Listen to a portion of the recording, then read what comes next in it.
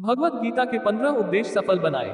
श्री कृष्ण ने अर्जुन को 5000 साल पूर्व जो गीता के उपदेश दिए थे, उनका पालन करके आज तक कितने ही प्रसिद्ध व्यक्तियों ने अपने जीवन को सार्थक सफल बनाया है। गीता उपदेश मानव जाति के लिए सूर्य के समान है, जो अज्ञान रूपी अंधकार से मुक्ति दिलाता है। मानव जाति के लिए गीता के उपदेशों की उपयोगिता और सार्थकता सदा बनी रहेगी। ये गीता उपदेश वो परम सत्य है जिसे अपनाकर हर व्यक्ति दुख क्लेश मुक्त होकर सफल सुखद जीवन जी सकता है। इस लेख में गीता की 15 ऐसी बातें बताई गई हैं जिसके ज्ञान की जरूरत हर व्यक्ति को पड़ती है। मनुष्य का संघर्ष जितना बाहरी होता है, उतना ही आंतरिक भी चलता रहता है। सोच और कर्म का संतुलन ही सफल जीवन का मंत्र है। सही गलत और उचित निर्णय की दुविधा में फंसे व्यक्ति को गीता के इन उपदेश से मानसिक संबल और धैर्य मिलता है। एक, विश्वास की ताकत। तुम अपने विश्वासों की उपज हो। तुम जिस चीज में विश्वास करते हो, तुम वही बन जाते हो। जो स्वयं पर विश्वास करते हुए लक्ष्य की ओर बढ़ते रहते हैं, उन्हें सफलता जरूर मिलती है।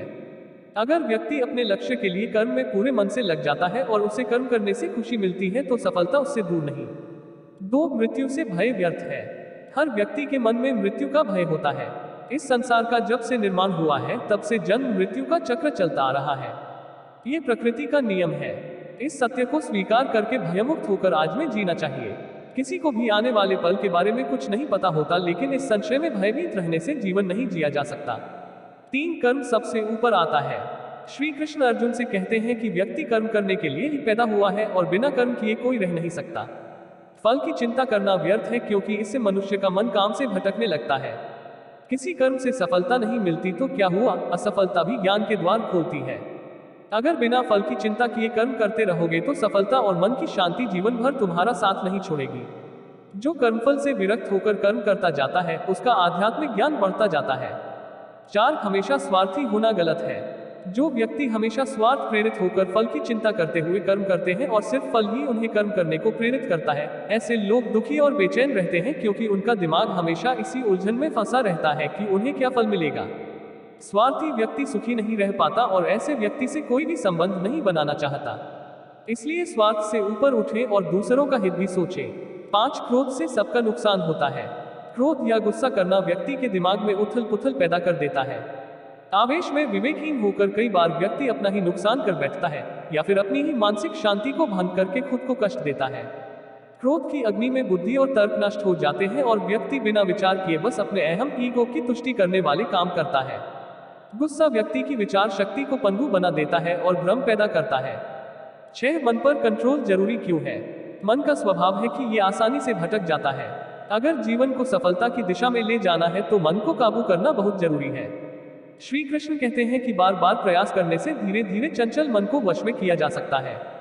मन को वश में करने से दिमाग की शक्ति केंद्रित होती है, जिससे कार्यों में सफलता मिलने लगती है। अगर मन को वश में नहीं करोगे तो ये आपका सबसे बड़ा शत्रु बन जाता है। 7, भगवानों में कोई छोटा बड़ा नहीं। इस संसार में ईश्वर कई रूपों में जाना जाता है। इनमें से कोई भी रूप बड़ा छोटा नहीं है। परमात्मा का हर रूप समान है। जैसे हर नदी अंत में सागर में जाकर मिलती है, वैसे ही हर धर्म, मत और संप्रदाय की धाराएं परमात्मा रूपी समुद्र में समा जाती है। ये संसार परमपिता का ही स्वरूप है, वो हर कण में विद्यमान है। 8, कर्तव्य पालन जरूरी है।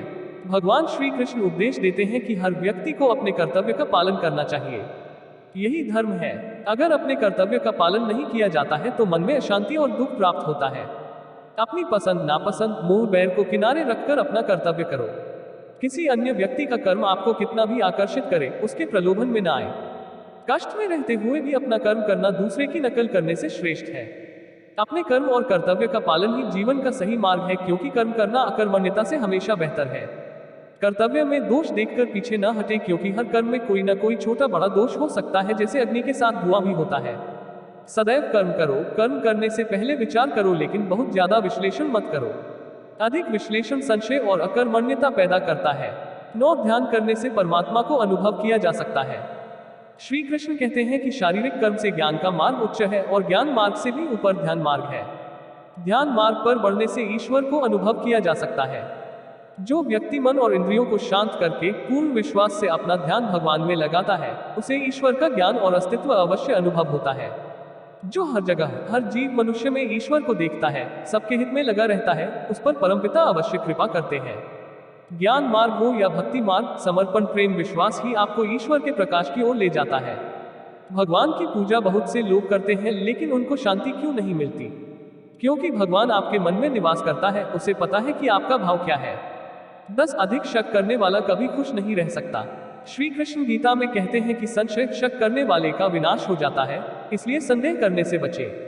अधिक संदेह करने से मन की शांति भंग हो जाती और व्यक्ति भ्रमित होकर अपने संबंधों को नष्ट कर डालता है। जिसे शक करने की आदत पड़ जाती है, उसे इस लोक या परलोक में भी शांति नहीं मिलती। सत्य की खोज ठीक है, लेकिन बिना सच जाने कल्पनावश होकर संदेह करने का अंत दुख क्लेश पश्चाताप के रूप में होता है। 11 अति करने से बचे। जीवन में संतुलन बहुत जरूरी है। किसी भी चीज की अति करना अच्छा नहीं है।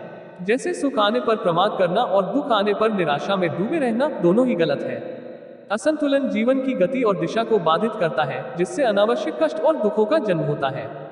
जिसके मन, विचार और कर्म में संतुलन है, उसे ज्ञान मिल जाता है और ज्ञान से ही सदा के लिए शांति, संतुष्टि मिलती है। 12 सही कर्म से ज्ञान और मुक्ति संभव है। गीता के उपदेशों में कर्मयोग का सिद्धांत कहता है कि संसार से विरक्त होना ही मुक्ति का उपाय नहीं है। संसार में रहकर एक गृहस्थ अपने कर्मों का पालन करते हुए कर्मफल से विरक्त होकर मुक्ति प्राप्त कर सकता है। सही विचार और उचित कर्म भी आसक्ति को खत्म करने में सक्षम है। अच्छे कर्म कभी व्यर्थ नहीं जाते, चाहे ये दुनिया हो या परलोक। 13 ज्ञान और कर्म एक है। एक अज्ञानी कर्म और ज्ञान को अलग अलग समझता है, लेकिन एक ज्ञानी जानता है कि दोनों एक ही है। लोग ज्ञान की बातें तो करते हैं, लेकिन उसका पालन नहीं करते। बिना पालन किए ज्ञान कोरा रह जाता है, ज्ञान का अनुभव नहीं होता। गीता कहती है कि ज्ञान पढ़ने की नहीं बल्कि अनुभव करने की वस्तु है और अनुभव बिना कर्म किए नहीं मिलता। 14 इच्छा दुखों का मूल है। इस संसार में जितनी भी चीजें सांसारिक सुख की श्रेणी में आती हैं, उनकी एक शुरुआत और अंत जरूर होता है। इन सांसारिक सुखों का अंत दुख, कष्ट और दुर्गति के रूप में होता है। इच्छाओं का अंत नहीं है, एक पूरी होती है तो दूसरी नई इच्छा आ जाती है। हर इच्छा से प्रेरित होकर कर्म करना गलत है, क्योंकि ऐसे तो अनुचित कार्य भी होंगे। इच्छाओं से विचलित न हो, उन्हें एक विरक्त दर्शक बनकर देखो और वे चली जाएंगी।